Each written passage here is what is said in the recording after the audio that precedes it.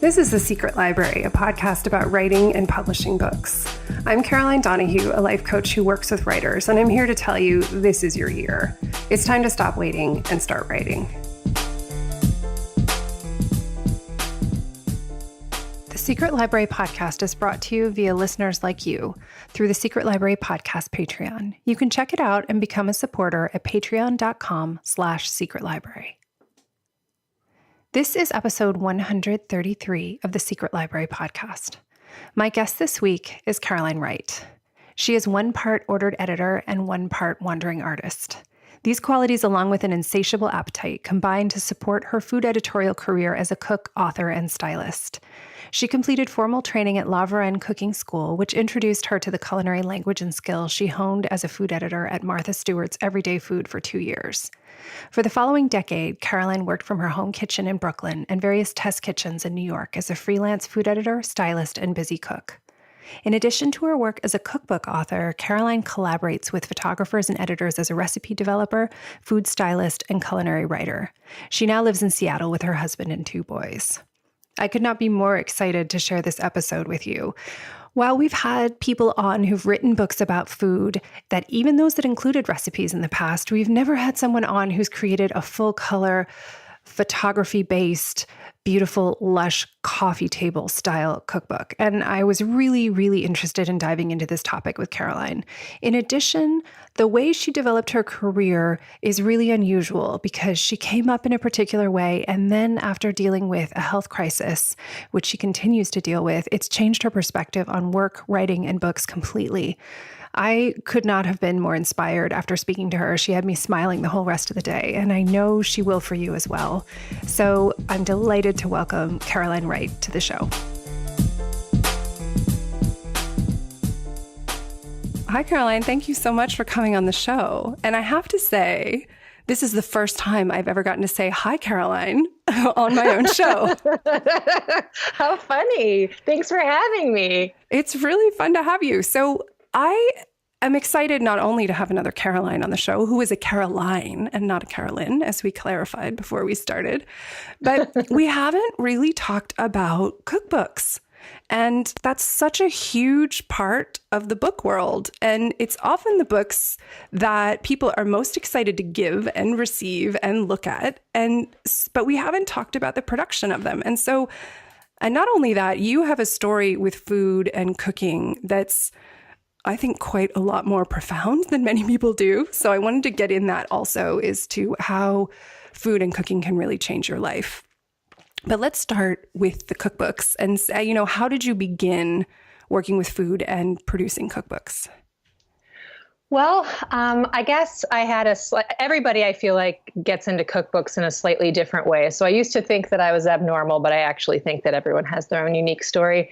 I started on the food editorial side, which is a cool job that no one really knows exists. So I used to write for food magazines. I used to work for Martha Stewart for a couple years at the beginning of my career. And even before that, I went to a culinary school that kind of produces people like me, food editors under Ann Willen. She's a very, very prolific, incredible cookbook author. And so basically what you do in exchange for your learning, you work on her cookbooks. So that was kind of already in my, skin, I guess, as an early food editor. And then I went straight to Martha Stewart after that, lived in New York for a while, and then was a freelancer after a couple of years with her, which was enough. But so I guess cookbooks have always kind of been the lens through which I see my career. I just always thought I would end up there. So I was kind of always open to that. And then the real story is after I was laid off at Martha Stewart and was a freelancer, I didn't really I was too young to really have too much of a food perspective. And I didn't have a lot of a great platform or a story or anything of my own, which is very important. So all of my, mentors and things all told me to write food blogs, because at the time that was kind of still a new thing.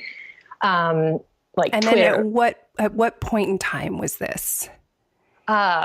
Dates aren't my strong point. I would say maybe like 2008. Yeah. That sounds about right. That's a hot point for blogging.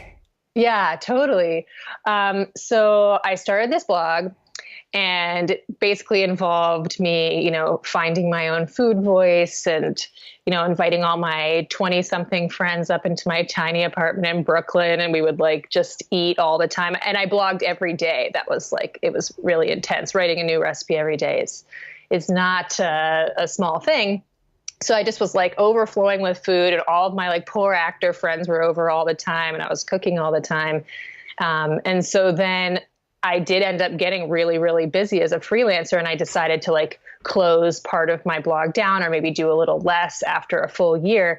And to sort of commemorate that, because I'm a little bit nostalgic, I decided to turn part of it, the most like popular part of my blog, I decided to turn into sort of a zine. The column was $20 20-minute meals. And so I kind of just wanted to like make this little thing that I could give to my friends who had come over for dinner and, whatever, tied up that way. And then I started teaching classes on that self-published zine at a place in Brooklyn. So Brooklyn, all this is very Brooklyn. That's I'm very so aware great. of that. And yes, I have very thick glasses if everyone wants a picture. We're both wearing really pretty cool glasses right now, I have to say. Yeah. So just so you get the real hipster vibe, yes, that was kind of what it was like.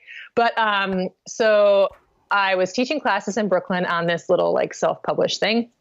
And I was just, that's what it was. And then actually my editor discovered the book the day I was moving to Dallas. So I was moving out of New York because I had gotten unexpectedly pregnant by my husband, who had moved to Dallas. And so I was like, well, I can't live in New York and raise a baby by myself. And I was working as a TV producer at the time. So I was like, this is not a job I can do. Great job for a young parent. Exactly. So that is very laden with really sarcasm. flexible hours, no problem. No pressure, very good work-life balance. No stress at all. Yeah. So basically I was moving to Dallas, and I decided that, weirdly in my head, I'd always said that when I started to have kids, I wanted to have a cookbook career. And then as soon as I turned my phone on in Dallas, I had this book deal in my email from that crazy zine whole situation. My editor found it. She wanted to produce it in the next 3 months, which was exactly when my baby was due. It was totally amazing. So that is this. So to answer your question, that is how I got into cookbooks. Totally easy to replicate. No problem. Yeah, totally. No, I mean, so I guess, I guess what I tell when people ask me advice, what I say is like, in terms of food, find the most professional places that you can, write recipes for, do it all the time. And just like, don't stop, because there are just a lot of people out there doing it all the time. And, it's highly competitive. Just like, I mean, you said it yourself. It's like people want to pick them up, the cookbooks up. And there's been a recent very high bar for cookbooks, like the photography and everything has really changed in the past, definitely decade. I would even argue the last 5 years has been a really big change in cookbooks, like the requirement for the types of stories. Everything has to be really, really authentic and in depth, and including the photography and everything. So it's not something that you can just say like, oh, I'm a good cook, I can do it. You really have to think like a business person, like, writing recipes, having exposure that way. If you're into food styling, that's another element, but really that's a totally separate job. So the mistake I have made in my career is trying to do too much. I think, really focusing on the thing that you are really good at, but also are really passionate about. That's the best. So I would say just pick the thing that you're most passionate about, and that whether or not you're best at it is kind of it's sort of irrelevant, because if you're passionate about it, it doesn't matter, and talent and things like that grow. But I think that if you do that as often as you can, people will see you eventually. and you know, you have to have an agent and all of these things. But unfortunately, the moment that you get these agents, and you only get basically one shot to get in front of these people, and you have to have a lot of stuff to show them.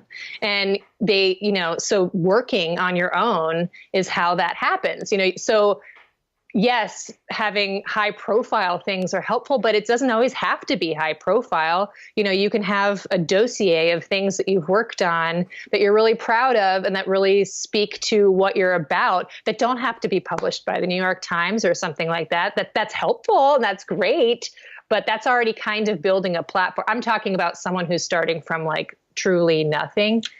But cookbooks, you know, so I came from the food editorial route. A lot of people come from just writing blogs or having a very strong food vision of their own, and they're not professionals, which I think has done a lot of really interesting things to the industry. Because I actually feel like, in a way, because I came from food editorial, I was a little bit handicapped in having a food voice, because I'm a generalist. I can cook anything, and, you know, I can basically sell the idea or the utility of anything. So it means that I don't end up personally having a lot to say, which is ironically where the like health piece that you touched on, that has kind of given me a very strong food perspective, which has been kind of lovely in my personal life. It really feels like I'm cooking for a real reason.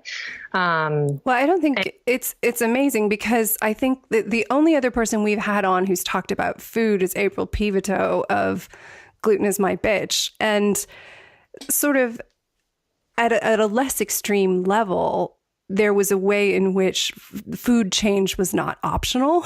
And I think and her style was more like, again, a blog coming into food, but it was more of the food memoir with recipes included, rather than the kind of coffee table presentation that you've got with the obvious Martha Stewart influence of the gorgeous photography. But I'm wondering if you can share a little bit about what happened with you with food, because I think for both of you, I don't think either of you would have chosen the health challenge that you were hit with, in particular yours. No, definitely not. So for me, in 2017, I was diagnosed. I was like feeling funny, whatever. And then found out that I had a gigantic brain tumor in my frontal lobe. Like, I was having seizures and stuff, and I didn't really know about it, because I have a type of seizures that I'm not like shaking on the ground or anything. It's just like I kind of check out for a minute. And I just thought they were panic attacks. And like, I don't know, I lead a really busy life. I'm cooking all the time. It's not that I didn't notice. I knew something was up, but I just was like, oh man, I'm really stressed. And it was kind of around the holidays. It was after I turned in the manuscript for my second book, Catalan Food. So I didn't really, I mean, I thought that it was weird, but I just thought like, well, I've also never put myself under this much stress before. So maybe it's just that, you know, I didn't know. Anyway, so I was diagnosed with this gigantic brain tumor, and the brain tumor actually did turn out to be cancerous, even though they, you know, told me that it wouldn't be because I'm so young and everything like that. And so basically, because I had a 2 and a 4-year-old, no, I had a 1 and a 4-year-old at the time. No, a 2 and a 5-year-old. Sorry, math. A 2 and a 5-year-old.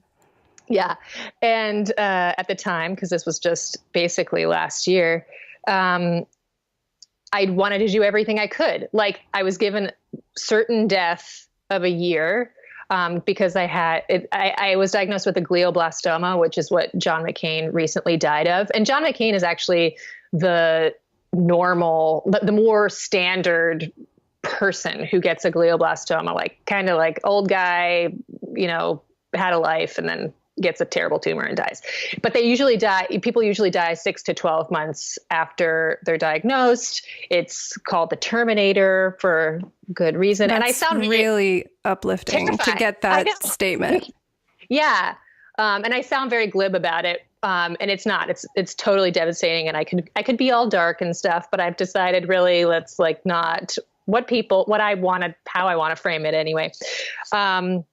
So basically I was diagnosed with this horrible death sentence, and I have these 2 little kids. And for me, obviously food is the thing that I do. It's how I see the whole world. It's like, I go to a new place and I eat the food. I make food for people I love. I give food as Christmas presents. I don't know. Food is like the only language I really speak. So for me, obviously, when you get sick, I'm going to figure out like, what the hell can I eat to change this for me? Because that's the only thing I could control. Because obviously, if I was going to die anyway, like I might as well throw all I've got at it. And food is one of those tools. So, basically, I just start to think, I did see a homeopath, and he gave me some like very, very general, has nothing, no relation to food, but he gave me very, very general, like brain cancer, helpful things. Like basically like consider eating a lot of alkaline foods, like people who grow cancers tend to be acidic, things that everyone's heard, but like it didn't really mean anything to me. And I actually kind of used to make fun of as a food person, because I was like, that's not people's pH. It's not a thing.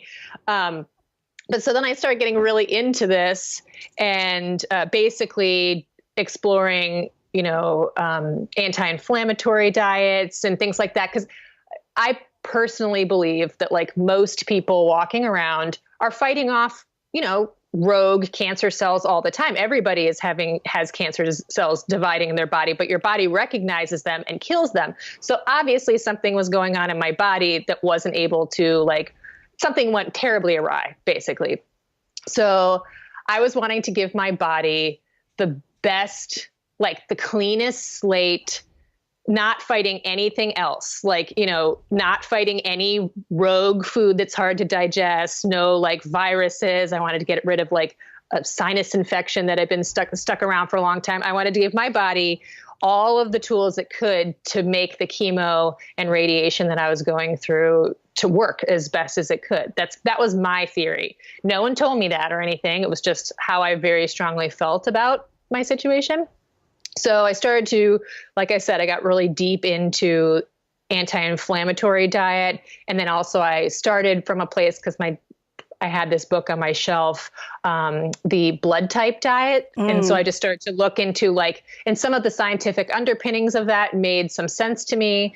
So I kind of saw the list of things I was supposed to avoid. And I was like, oh yeah. I mean, I've sort of noticed that, I don't know, my mouth itches when I eat this or what, I started noticing that maybe I had already some, indications that I was eating some intense foods for my body. And I was just ignoring it because I was, hopped up on sugar and all this stuff all the time because of my job, which is, then you learn like, sugar and gluten are actually pretty aggressive ingredients. And I'm not making any claims. I think that people who don't have health problems, like I think everything in moderation, everything like that. But I did have health problems and I wasn't in moderation in any way, shape, or form on all of these ingredients because of my job. So I decided to entirely cut out gluten, sugar, coffee, chocolate, pork, because it's a highly acidic meat,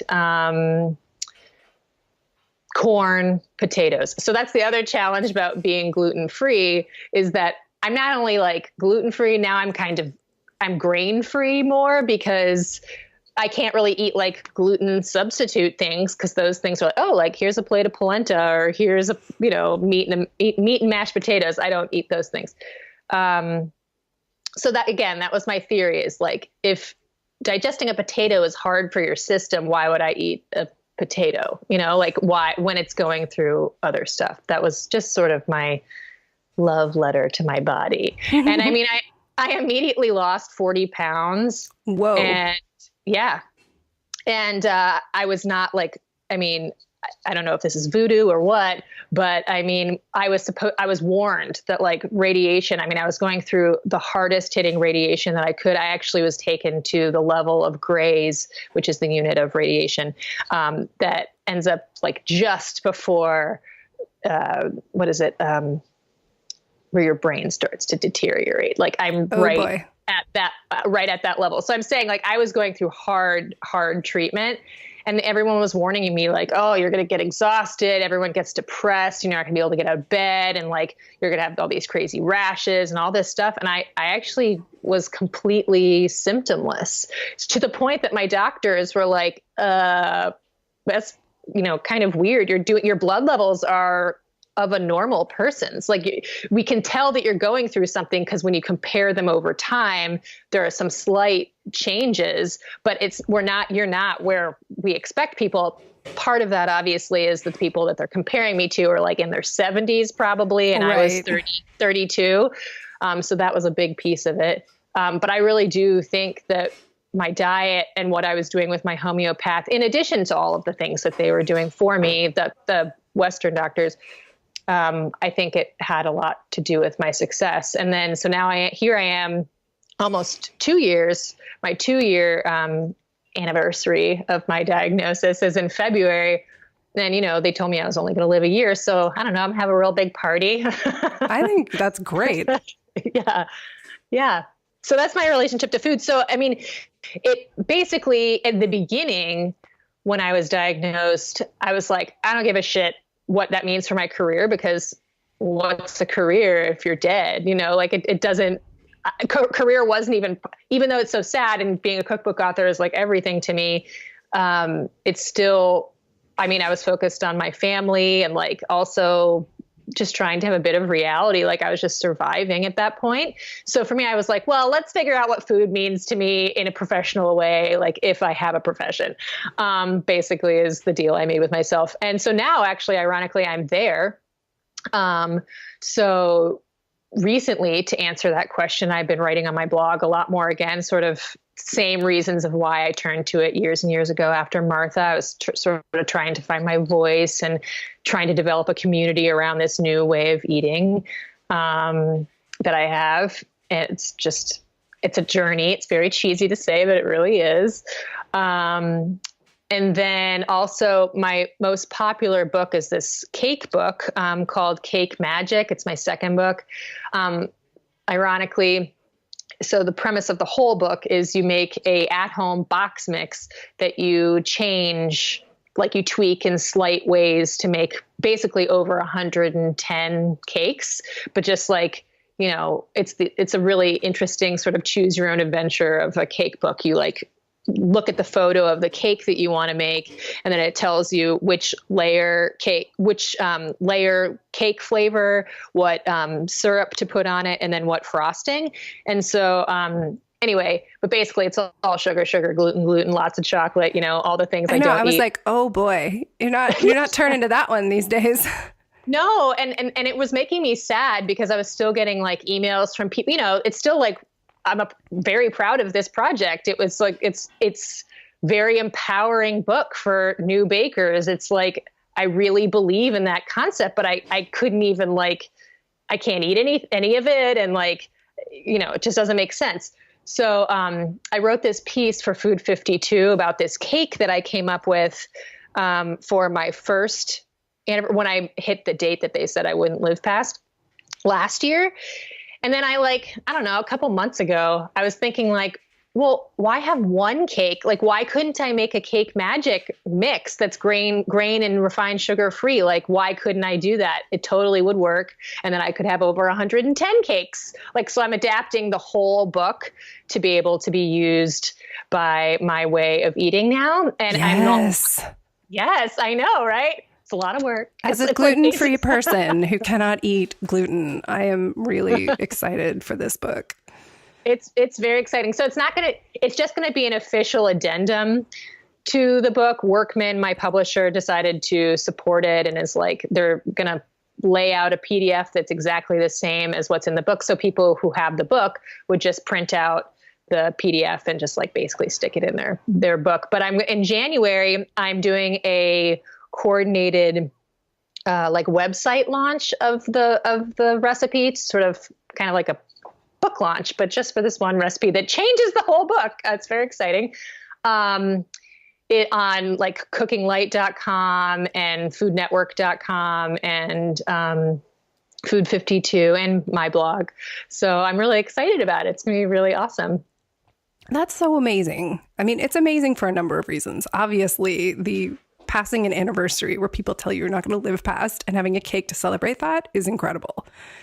And the other thing I think it brings up is, regardless, I was talking to a friend earlier today, actually, about people who are really perfectionistic and then can get stuck.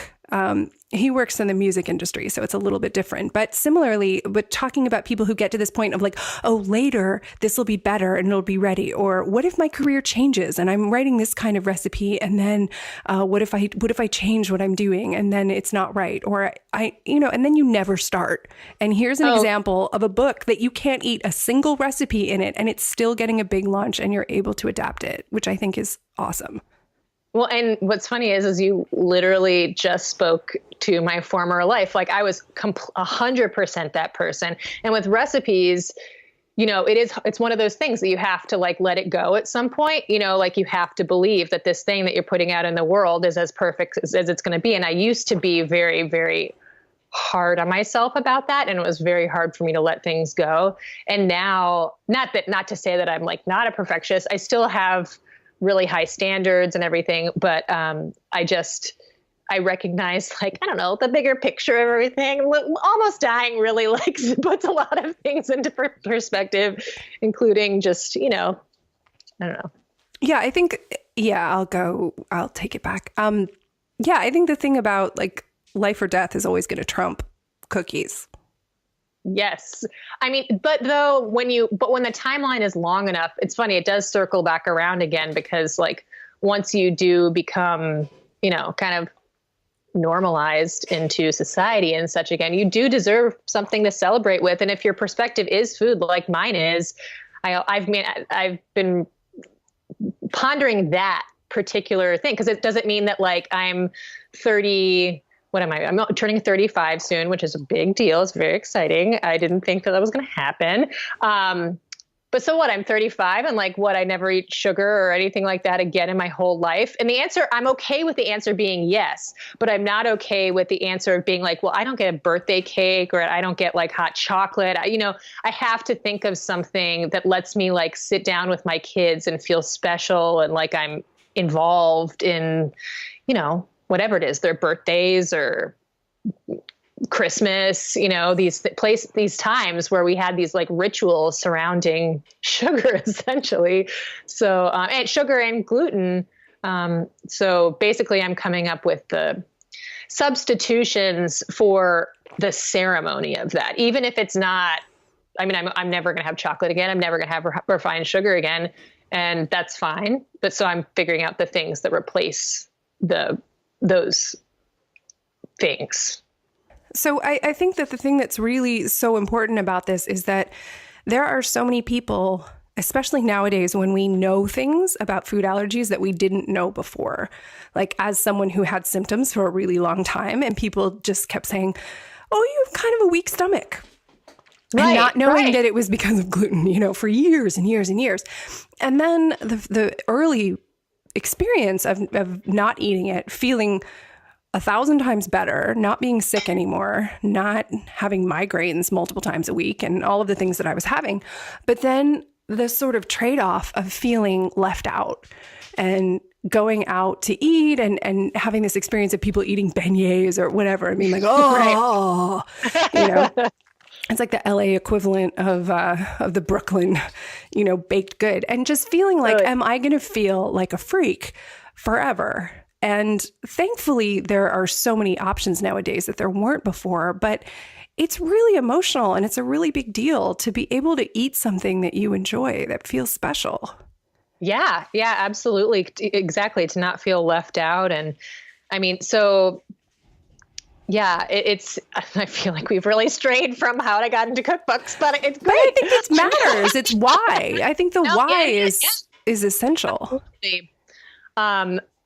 So I feel like having the things to celebrate with and feeling involved and part of a community, and even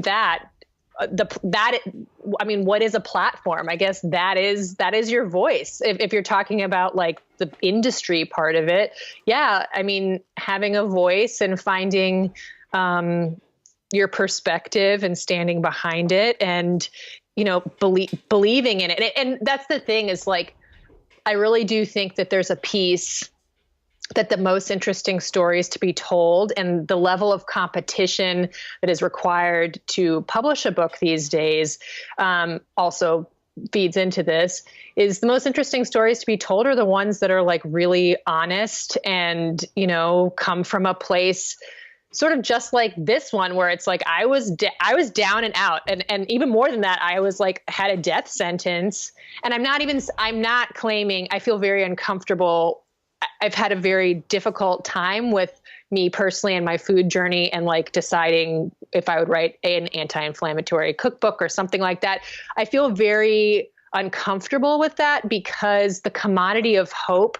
So where I'm coming from is I was diagnosed with like basically the worst cancer one of the worst cancers that you can get, bar none. Like there's an 100% recurrence rate with my cancer. Like it's inescapable. That's just what it is.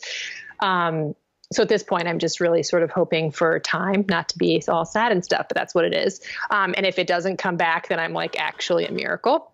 But I can't, whatever. I don't know what that means. The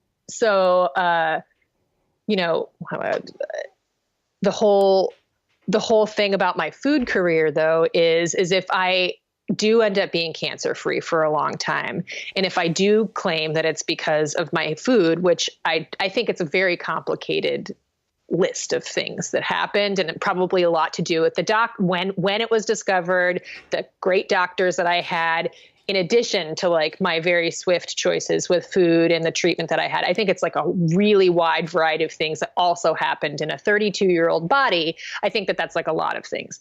Very complicated to parse out. But what I'm saying is that the commodity of hope among cancer patients, like if I wrote a cookbook that's like, this is going to solve your glioblastoma problems, like right. That's just not something I'm comfortable doing. And I just don't see how I could write a cookbook that unfortunately doesn't end up, even if I don't write it from that place, which I wouldn't, I mean, it would be mentioned in the promotion of the book. It would be, it would be implied at some point. And so I have a very difficult moral issue with where I am now in terms of my career. I think my answer I've thought about this a lot, and I think what I would feel comfortable with is a food memoir style book, back to like basically what your friend, the gluten is my bitch, type approach, because then it's like a deeply personal story. And that's like, it's just what happened to me. And this is how I handled it. Not like a prescriptive thing, which, cookbooks, especially health ones related to health, I feel like that ends up being part of the underpinning, and I can't get into that. So I do feel at a little strange, like, growth period of my career. I feel a lot like I did when I was just out of culinary school and just like trying to figure out what I was going to do. I'm like there again, which is actually kind of fun. Like, when do you get to like go back to your 20s and, figure things out? And also do it with like a husband with a job, like it's not as gritty as it looked like in your 20s. Yeah, I think it's amazing. And I think it's really satisfying to be able to reinvent based on what matters now. I mean, you used a word early on, which I'm kind of dying to unpack a little bit, of, that cookbooks have to be authentic these days. And yet, I mean, I feel like that word is now a buzzword. And I also feel like there's also this that could happen. Like if you wrote a book about, like a coffee table style book with like recipes that helped me, survive a death sentence or whatever the title would be. And I can see the press releases and I can see the event and I can see the hors d'oeuvres and the whole thing, that I can understand why you're trying to avoid it, because it's really easy to sell a book with that as the pitch. People will go nuts, and not wanting to be the center of that is completely fair. And at the same time, it's not so much it just because it makes like, it makes really creepy personal things like very, like, how long I live. Right. that will be, that becomes in question. And then that's something that it's part of your brand then, which is weird. And you don't want that. You don't want to be like the creator of another Steve Jobs who makes choices like, I'm going to follow these recipes and that's going to be fine, you know? And that's a lot of responsibility to take on. And I have met too many, you know, it is such a humbling experience. Like it's one thing to relay this story, but to actually like have sat in rooms with people going through radiation and like seeing people and what their lives are like. And like, it is devastating. It truly is like, you know, the dregs of humanity and what people are doing to put their lives together. And I've seen a lot of people, and what's weird is being a person with a very intense cancer. And I wrote a lot about it during the time.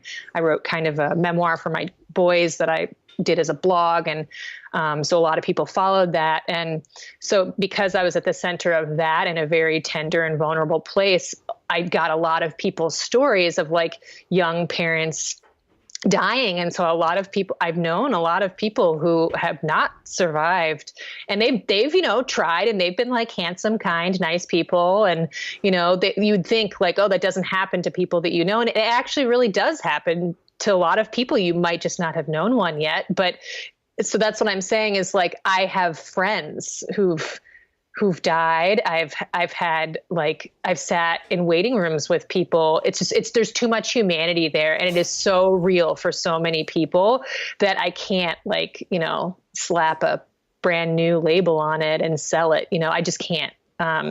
So the only way that I would be able to do that, I think, is to tell my story from my perspective and not make any sort of claims about it, I guess, you know? Yeah, if absolutely. If it was just a memoir, you know, like my crazy story, weird, you know? Like, I think that would be great, actually. I think that would be a great book. I'm working on it, actually, but I'm excellent. That and cakes. So there's a lot keeping me busy. I don't know which one I want more. I mean, I think they both are very exciting. Oh, well, you'll get cakes soon. And then, you know, I have the 2 kids. Right. Just those 2 kids. They don't take up any time. No biggie. No. Center of my world and everything. Yeah. I think it's really so hopeful to look at, you know, how books can change people and how you share them. And I think it's really refreshing to hear somebody really think about the responsibility of putting a book out and what kind of message you're communicating and what that means. Because I think there is a lot that I see out there. And one thing that I really care about is people really getting to tell stories that matter. And sort of as the antidote in many ways to seeing a lot that's like, oh, here's the new hip thing. And it's like, there's a bunch of trendy books that are following this same trend and everybody wants to read them. And the first one is really good. And then you see like 15 versions of the same book because it sells well. Right. I'm not naming any names, but you know what I mean? And yeah, totally. And to look at like, I think it's tough because people are like, oh, we want something authentic, but yet they want to sort of remake the movie again once they get something that does, thinking that it was that topic that was what did it, not the fact that it was somebody's real story and their real experience that made it really enjoyable. Well, I totally agree. I mean, so also when I was sick, it's kind of a joke. You can see my personality. So I was like, you know, in treatment and stuff. But like I said, I didn't have very many symptoms, not symptomatic. But so I wrote 2 children's books during that time, and I self-published both of them. So I also have this like background of really, like you, believing in the way that things should be told. And, you know, I like having my hands on the details of everything, and I have very strong opinions about them. So there's that piece too. The self-publishing thing was like, self-publishing my first cookbook, which was my foray into cookbooks. But then when I thought that my cookbook career was over, I was like, well, I have these good ideas. Maybe I'll self-publish these books. And so I did some Kickstarters and that whole, you know, shebang, which was also really eye-opening. And, you know, I now have a cookbook. I mean, I have a children's book coming out in the summer of this year from Random House, from one of the books that I self-published. So that was really, really cool too. I think this is like story after story of like, I'm like, yes, and nobody can see me like shaking my fist in the air. But I do think there's this whole thought that if you make a decision early in the process of being a writer, it's going to be set in stone and you're going to have to keep doing the same thing forever, or that making a decision to put one book out is going to prevent you from having other options. When I have found so many times that the opposite is true. Well, and like I mean, I don't know. What is being a writer? For me, what's funny is like, because of my career, I always identified myself as a cook and a writer. Like I thought that they were like 50-50. I don't know. And in any given room, I would like identify with one more than the other. So like, I don't know. I just never really owned the writer piece of it. And then last year when I wasn't really cooking so much for myself, because I was pretty like down and out and focused on like going to yoga and shutting my life down and like drinking water all the time. And I'm still like that. But it was really new and like a total about face of my life, stripping everything away and changing everything on a dime.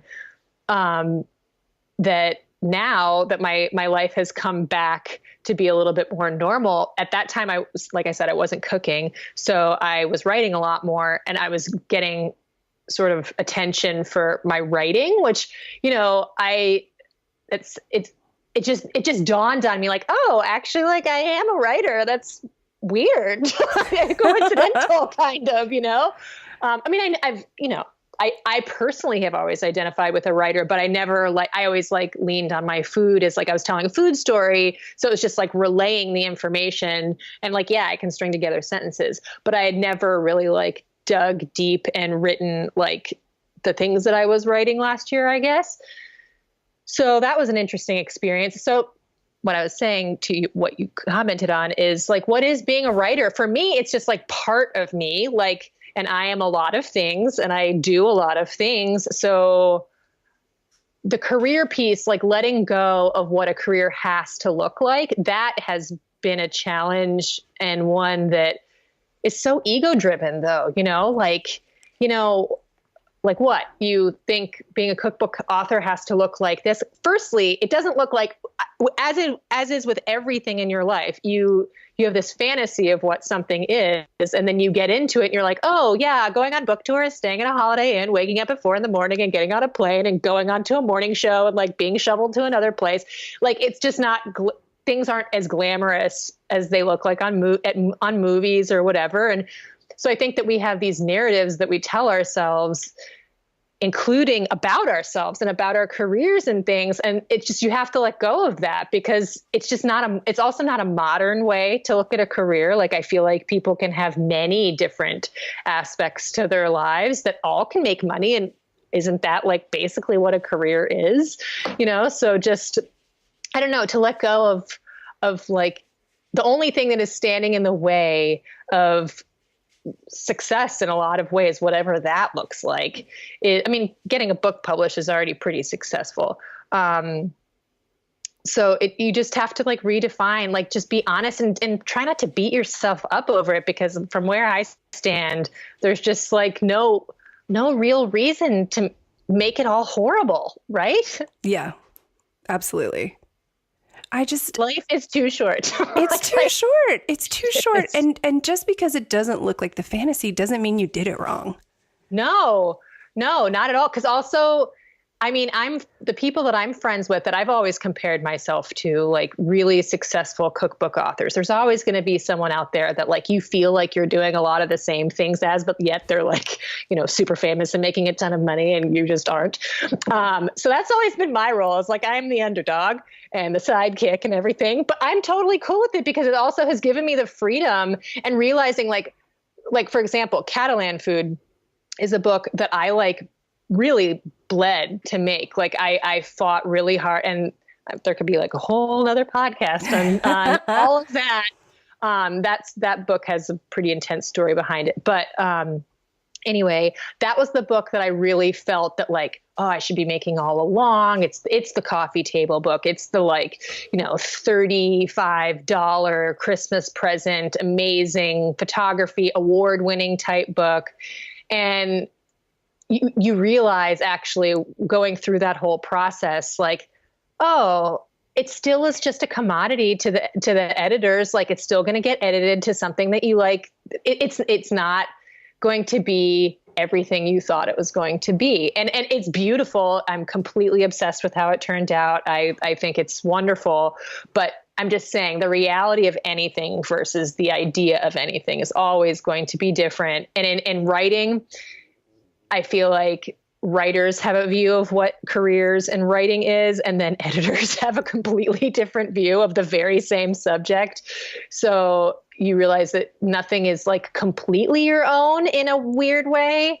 Everything boils down to like what the audience is, what the readership is for a certain thing. Like nothing can be completely set on a table by itself. It all plays with all these other complicated details, which is why you have a podcast about it. That's exactly. Great. It totally is. Well, it has been so awesome talking to you. It's been such a treat. And I hope you do come back and tell us about more stuff, potentially food memoir and how it goes with the cakes and everything. But it's been a joy to have another Caroline and have this conversation. Well, thank you, Caroline. It's been lots of fun. Thank you for listening to the Secret Library podcast.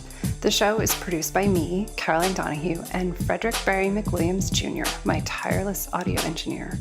To get show notes for this episode and all other episodes, please visit secretlibrarypodcast.com. To get updates, literary love, and notification when new episodes are posted, sign up there for Footnotes, my newsletter. And to learn about life coaching with me to work on building your writing life, visit carolinedonahue.com. If you enjoyed this episode, please share it with a friend. Gold stars to everybody who leaves a rating and review on iTunes. We're so grateful. Until next time, happy reading.